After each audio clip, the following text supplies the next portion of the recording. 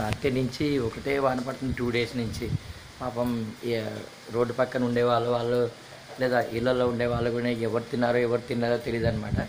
ఇప్పుడే నాకు ఒక స్టూడెంట్ ఫోన్ చేస్తే కూడా ఇందాక నువ్వు ఇచ్చావు కదా విక్స్ వచ్చాను నేను వాళ్ళ ఇంటికి వెళ్ళే టైంకి సిచ్యువేషన్ ఎలా ఉందంటే పాపం నిజంగానే అంతా నీళ్ళు ఉన్నాయి, వాళ్ళకంతా ఫీవర్ లాగా ఉంది. కొంచెం ఇక ఎవరికి ఫోన్ చేయాలో తెలియక నాకు చేస్తే నేను వెళ్ళాను అనమాట. సొన్న మనం ఒక పని చేద్దాం సొన్న, కొంచెం గిన్నెలో అన్నం ఉండి మొత్తం ఏం చేస్తావు, కర్రీ అవి చేస్తావు లేకపోతే పోపన్ అలా చేస్తావు?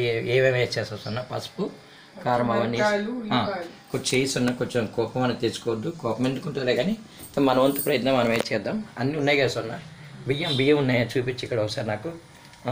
ఉన్నాయి కదా ఇవి, ఈ బస్తా కానీ ఇది కానీ ఉండి సొన్న, కొంచెం ఎక్కువనే ఉండి, కొంచెం ఎక్కువ మందికి. కవర్స్ ఉన్నాయా సొన్న ఇంట్లో? కవర్స్ చూడు ఉన్నాయి, చుట్టూ కవర్స్.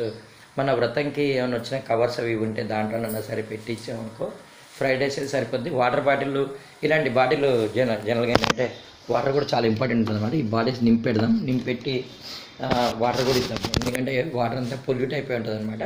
థ్యాంక్ యూ సొన్న, నువ్వైతే 2 గంటల వరకు నాకు రెడీ చేసావంటే నేను వెళ్తూనే ఉంటాను ఇక, ఎందుకంటే ఇప్పుడే వాన కొంచెం తెరపించింది అనమాట. తెరపించిన తర్వాత ఇంక వెళ్ళాలి. సున్నా మేడం కూడా కొంచెం బాగానే కోఆపరేట్ చేస్తున్నారండి. కోఆపరేట్ చేయడం అంటే ఇంకా చెప్పిన మాట విని అలాగేనండి చేద్దామని చెప్తున్నారు. వెళ్ళి చూసుకొని రావాలన్నమాట. వానతి కొంచెం తెరపించింది.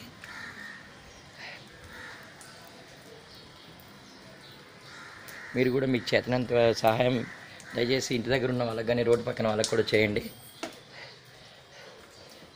సో ఎప్పుడైనా మనకి దేవుడు మంచిగా ఇచ్చాడు కాబట్టి మనం కూడా కొంతమందిని మంచిగా చూసుకోవాలి. ఓకేనా? నువ్వు వండడం అయితే స్టార్ట్ చేయి.